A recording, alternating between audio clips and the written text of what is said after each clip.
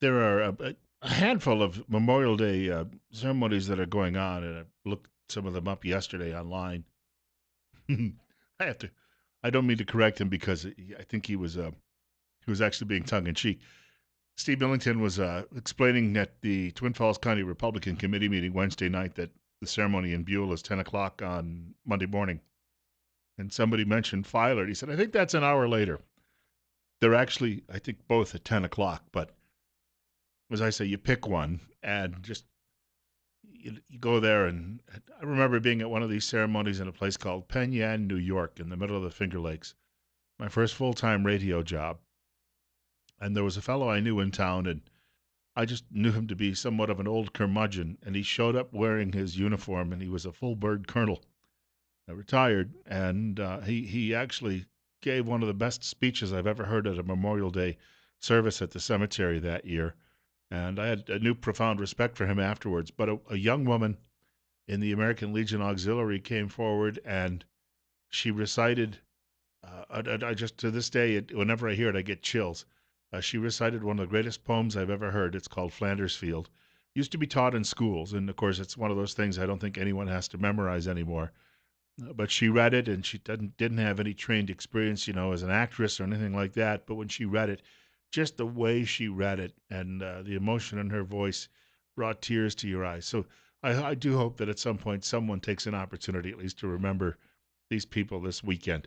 825, Bill Colley with you on Top Story on News Radio 1310, KLIX and News Radio 1310.com. 53 on our way close to 70 today, and some really beautiful temperatures on Sunday and Monday.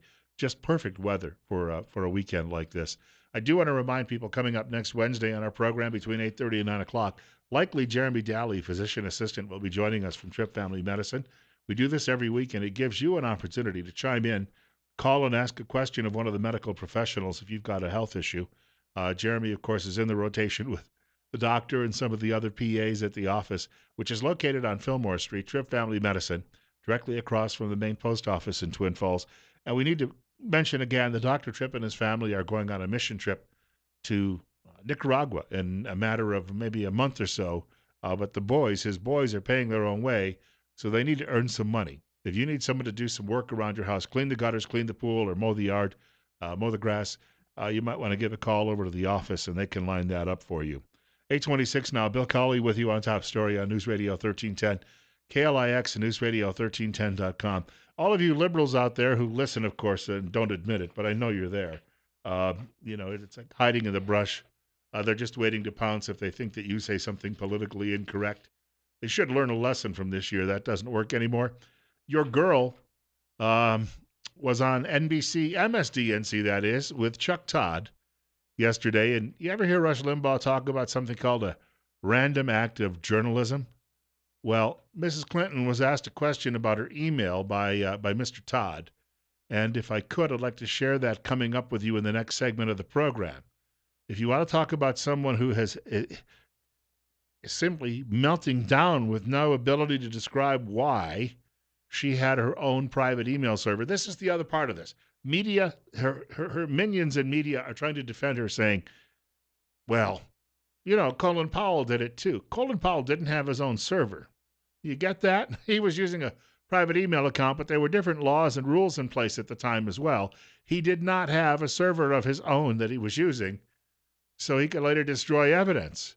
Mr. Obama, her one-time boss, and also the man who vanquished her in the primaries in 2008, President of the United States, was appearing yesterday in Japan before media, and he was asked about this, and he sounded like a mobster. Don't be asking me no more questions. Get back. I'm not taking it. I've already said a lot about those issues. I think those are better directed to the campaign. As I said before, during the course of a primary, people say what they think might help them get some votes. Uh-huh. Wow. Another exciting moment in presidential speaking. Mr. Obama just trying to skirt that one. And don't ask me questions. Get out of my way. Don't you know who I am? I'm the king. 828, Bill Colley with you on Top Story on News Radio 1310, KLIX and News Radio 1310.com. It appears Mrs. Clinton has found herself in a sticky wicket And I don't think that Mr. Obama is going to sully himself by getting too heavily involved. But he also wants to try to avoid too many questions because his own party is telling him, "Look, this is all we got right now. You understand that? It's either Bernie Sanders or we got to bring Crazy Joe off the bench, and both of these could be really dangerous for us come November." I'm waiting for someone like Mr. Obama to say when he's asked one of these questions and he doesn't want to answer, "You know what? Vince Foster asked a lot of questions. Yeah, you know what happened to him, don't you? So I would recommend you don't be asking me any more questions. You understand? Yeah, yeah, yeah. That's a pretty nice newspaper you got over there. It'd be a shame if something happened to it." Coming up on 8:30, Bill Colley with you on Top Story on News Radio 1310 KLIX and newsradio1310.com. We'll share Mrs. Clinton's reaction speaking with Chuck Todd yesterday. As I said, Rush Limbaugh called it a random, or we'll call it a random act of journalism. Not that Mr. Todd was too tough on her. Hillary Clinton didn't need anybody asking her a tough question. She was fumbling and stumbling all on her own. And yet, she says she's ready for that 3 a.m. phone call. Oh, I love this. I think we'll be seeing Andy Griffith reruns on television for the next 100 years. I was talking earlier off air about my memories of Memorial Day when I was a kid. Growing up in a small town in America and, going to the parade and walking by the picket fences, seeing all of the flags hanging from the porches on the way downtown to go to the parade.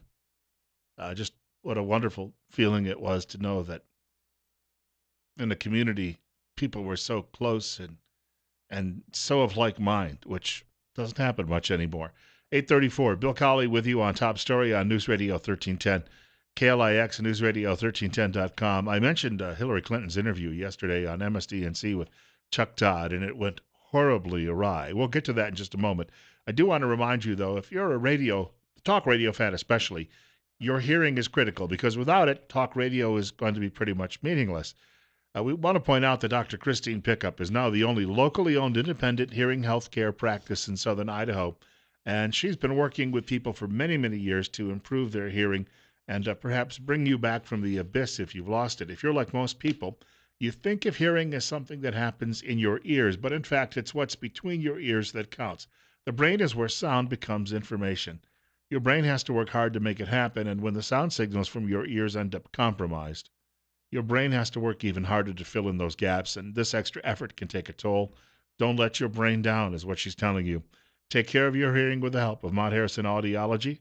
You can call the office at 208 312 0957. That's in Rupert. Once again, that number 312 0957. Chuck Todd speaking with Hillary Clinton yesterday about her email issues. Take a listen as Mrs. Clinton dances on this one. I got to ask you, though, about a specific email that was unearthed in this IG report, because it seems to contradict your reasoning for why you wanted a private email and a private server. You are quoted in an email as saying this: "I don't want any risk of the personal being accessible," meaning when you were urged to get a state.gov email, you were open to it, but you were concerned. What were you concerned about? FOIA requests? Congressional requests? Can you explain what that sentence meant? Oh, of course not. I mean, this arose because I worried that some individuals that I was emailing to on their state.gov accounts were not getting my emails. And I was concerned about how to fix that. I raised lots of different possibilities. But ultimately, the technical problem was resolved. And I continued using my personal account for both work and personal emails because I did think it was convenient. However, I think it's pretty clear, looking back, Right. What I thought was convenient turned out to be anything but. And as I have acknowledged, I should have just used two accounts. It was a mistake. But what was the accessible? Clear, what were you worried about with the personal being accessible? Accessible by who? Well, nobody wants their personal emails made public. You know, that is, I think, a very common, if not unanimous feeling among people. I was told this was a technical problem. It was resolved.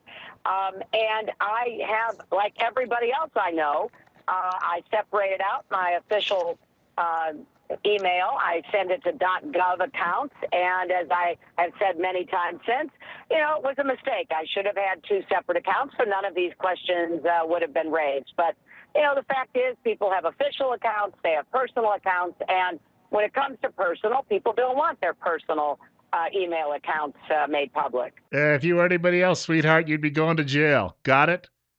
I don't want these emails read by anybody else. I was telling my right-hand woman here, Huma Abedin, that I really liked her eyes. And, I can't have that out there in public because even among Democrats, it might make a few of them queasy. It mentions nobody wants their personal emails made public, she says.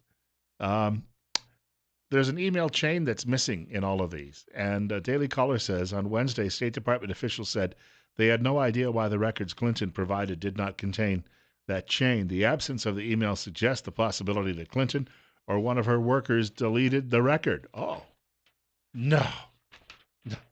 Are you suggesting that perhaps somebody named Clinton could be a liar or corrupt? Never.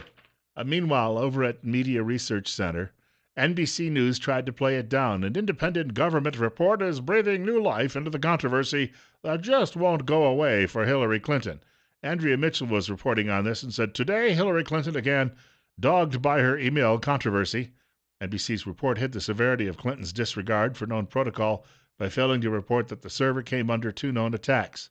Mitchell was reporting, saying she also pointed fingers at the State Department and former Secretary Colin Powell. Mitchell went on to say, oh, Mr. Powell actually was doing this too. But again, he did not have his own personal server. That is the difference. ABC's World News Tonight host David Muir, a former co-worker of mine, and reporter Cecilia Vega pointed out Powell's private email account as well.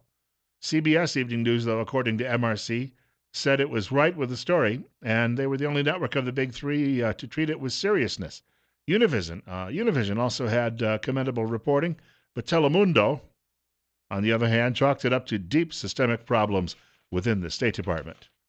She's going to knock down any wall Trump builds and let us all come here for welfare. So it's the State Department's fault. Of course, they didn't say it in English. 840, Bill Colley with you on Top Story on News Radio 1310 KLIX at newsradio1310.com. It's 52. The Trump response to all of this is priceless. We might get into that in just a few minutes. This morning I was reading a column from Peggy Noonan, former Reagan speechwriter, at the Wall Street Journal, and Peggy Noonan was saying that we're starting to actually see the approach Donald Trump is taking with his campaign and his vision for America and the Republican Party. Telling an interviewer the other day that he thinks that within 10 years the Republican Party will be the party of working class America. And she says, that used to be the Democrats 60 years ago, and then it was the Republicans for a time in the 1980s. And she said, so for all those people who say Trump does not have a vision, she said, obviously he does, and you're seeing it right now in this interview. And this is what he actually has, this has all been part of a bigger plan that he's been putting forward. Not so much a conservative party, but a party for working Americans. 844, Bill Colley with you on Top Story on News Radio 1310, KLIX and newsradio1310.com. 736-0300. That's the telephone number to reach our program, and you're up next. You're on air.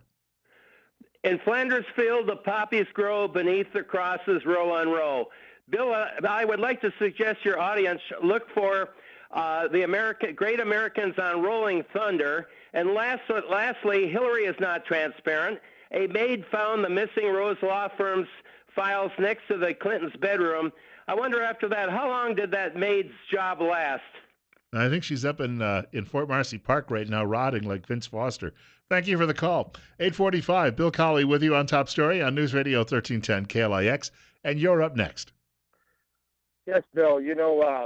If you were a businessman, and like I say, unfortunate that I deal with tons of them across this valley, and none of them would do anything the way the government is ran. But I get the feeling that Trump, and from studying him, one of the things that was told to me, he had a plumbing contractor come in and talk to him about something, and Trump either felt like he wasn't sure if he was right or he trusted him, and he wasn't sure if the price was right, so he spent the next whatever time and before his next meeting with this contractor, learning about plumbing and the costs and everything.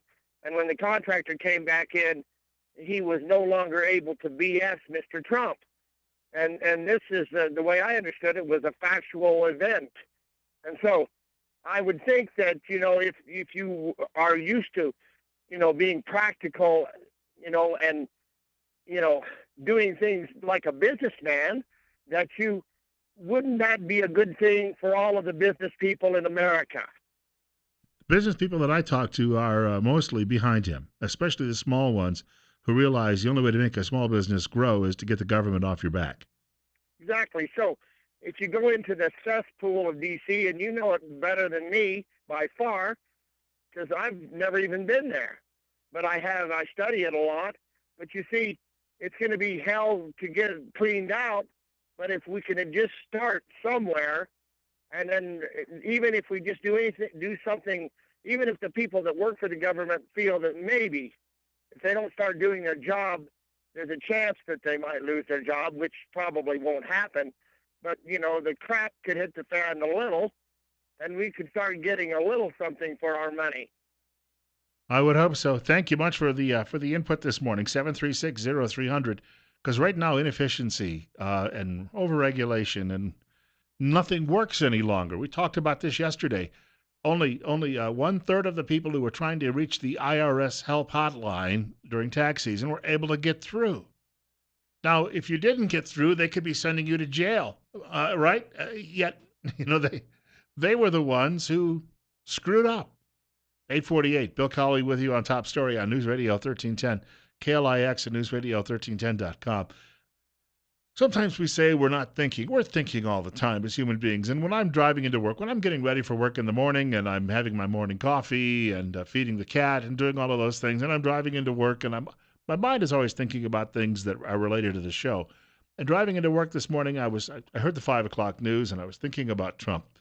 And, yeah, I was not sold. And there's still a few things that sometimes make me a little nervous about him. But overall, he is such a darn sight better than what the real options are at the moment. And the third parties are still not going to win this. So you've got to look at that.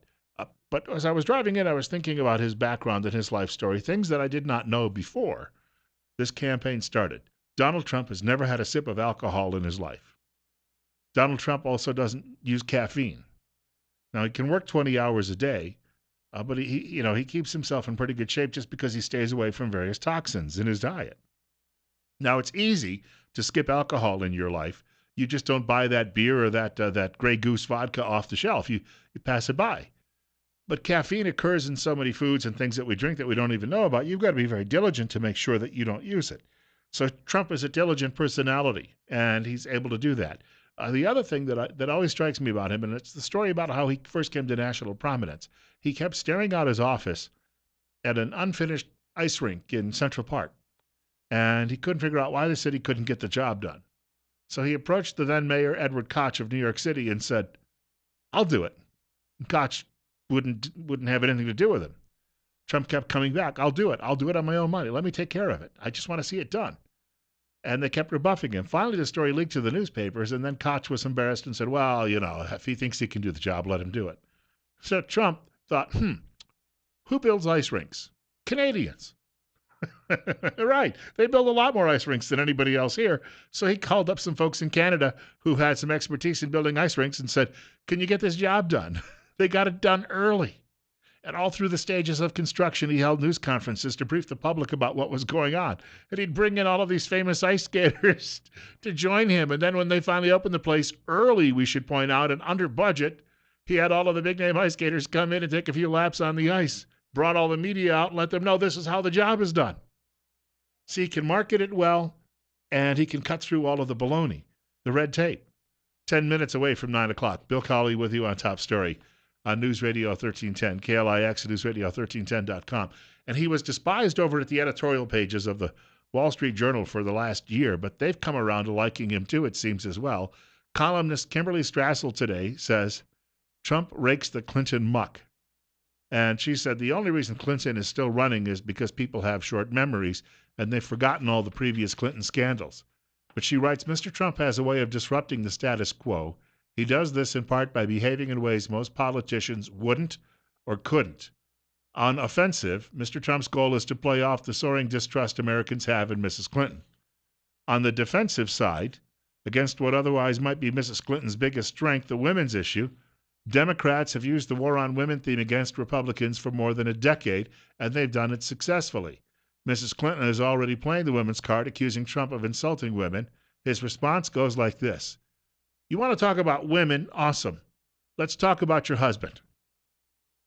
His ad on Instagram, featuring Bill Clinton chomping on a cigar with the voices of women describing his unwanted advances in the background, along with an ominous Hillary cackle, was a study in full throttle bluntness.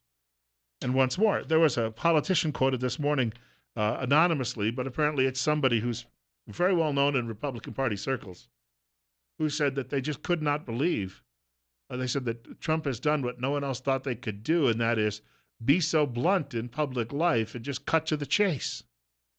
And because they were all told over the years, no, the local newspaper editor won't like it and he'll write a bad editorial. You know how many people actually read newspapers anymore?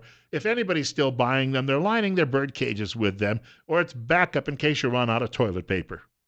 That's essentially what it's all about. But all of your political class still is so worried about what the newspaper might say. Nobody is reading the dang things. You got it? And even then, the few people who might be reading them don't pay a lot of attention. If I still buy a newspaper on a Sunday, a real hard copy newspaper, I go to the comics first. And I'm a political junkie. I'm a news junkie. I go to the comics first. I also go to look at the scores from the previous night and the stories. I can get the scores on TV or on my cell phone anytime I want, but I like to read some of the long-form stories. And then I might go to the op-ed pages or take a look at the opinion section and the like. But it's down the list. It's down my priorities. The political class still has not understood this because they're enmeshed in all of that. So in their little world, they think everyone else is. And this is where they did not understand the public. It was Conrad Black who was writing that this morning, the former newspaper baron from Canada, known as Lord Black as well.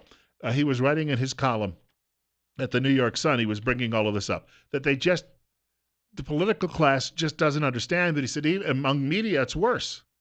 Media seems to think it still has a great deal of influence, old-fashioned media in this country. And so, when you watch the Sunday shows or the talking heads and they all sit around and say, oh, well, the American people believe, they have no clue what the American people believe. Oh, the other day while I was abusing my dry cleaner over in Georgetown, I realized that he might be thinking. No, you have no clue. You are so detached and out of touch. Most Americans don't want their little girls preyed upon in bathrooms by grown men. You got it? And they're not worried about hurting the grown man's feelings. You understand that? All of you freaks and liberals in the media, you've got to start getting on the bandwagon here. Otherwise, you're going to be left behind like the political class that has just been completely eviscerated by Donald Trump this year. Trump, by the way, if he does debate Bernie Sanders, and this came about on Jimmy Kimmel's show on ABC a few nights ago, Trump said he'd be willing to do it. Last night, Kimmel was speaking with Bernie Sanders, and Sanders said he's looking forward to this. He's the other disruptor in this year's politics. You made it possible for us to have a very interesting debate. That's right. About two guys who look at the world very, very differently. Oh boy, do you guys look at it differently. That would be some debate. I mean, I really think it might be one of the highest rated events in television history. I would agree with that. I would tend to think that despite all of the talk about Hillary Clinton in the media, and how, the email scandal will not have any serious impact on her nomination, and then her victory in November. No, she will not win if she's locked up in Leavenworth. Let's get to that right away. Let's make that clear. What's happened in the last couple of days, we haven't seen the, quote, poll results, unquote, yet, but it's going to go very badly for her now, and it's all going downhill. Sanders, on the other hand, even though he's got a snowball's chance and heck of his party giving him that nomination, people are curious about him because he is so unusual, just like Trump as a candidate. And even if you don't like the fact that Sanders is a wild-eyed socialist, we all don't agree with the people we like 100% of the time, and when we dislike someone, we don't always disagree with them 100% of the time. Sanders and Trump have both identified what's wrong with America. They just have widely different approaches as to how they would go about solving the problem. And so when Kimmel says that ratings for this would be huge, I heard someone on a television program this morning say that this would equal Super Bowl ratings. I have to admit I would agree with that. This is like Frazier and Ali #4 that never happened. This even if you're not interested in politics, you would turn in to see this because you tune in because the fireworks would fly like you wouldn't believe. They're not handled by consultants. There aren't consultants that Trump will listen to. Sanders doesn't listen to any of the consultants. They just go out there and they shoot from the hip, but it's all about what they really believe in. It's none of this Jeb Bush stuff where, well, I was told before I came out here to say it this way and to be really boring while I say it so that nobody out there is offended because I was told we need the transgender vote, which is 0.3% of the electorate. And I don't want to insult anybody who speaks Spanish because my wife speaks Spanish, and I don't want to upset any Muslim terrorists because they know where I live. So therefore, we're going to cut the budget. We're going to make America strong again, and Hillary is bad. Wow, Jeb, I'm so excited. I've just wet myself. I can't wait to vote for you. That's why he's not here right now. 53. Bill Colley with you on Top Story. News coming up in one more hour of the program still ahead. This weekend, finally getting into temperatures up in the 70s, and then by the end of next week in the high 80s. You better fire up that air conditioning unit to see if it's actually working. If it's not, you need to call the people at Ramsey Heating and Electric. And even if it's working, maybe they can do a little tune-up on it to make it work even better. Make sure the job is done right for the first time and set yourself up for a great summer. You can see Ramsey Heating and Electric at 2600 Overland Avenue in Burley, or give them a telephone call, 678-0459. That's 678-0459. Ramsey Heating and Electric, where they sell warm winters and cool summers. That's at Ramsey Heating and Electric. We'll have some time to spend in the next hour perhaps talking about Memorial Day weekend and really what the meaning of it is. In just a few minutes, I hope to touch on that. A couple of other things, too, housekeeping issues as we wrap up the week here on Top Story with Bill Colley on News Radio 1310, KLIX, and NewsRadio1310.com.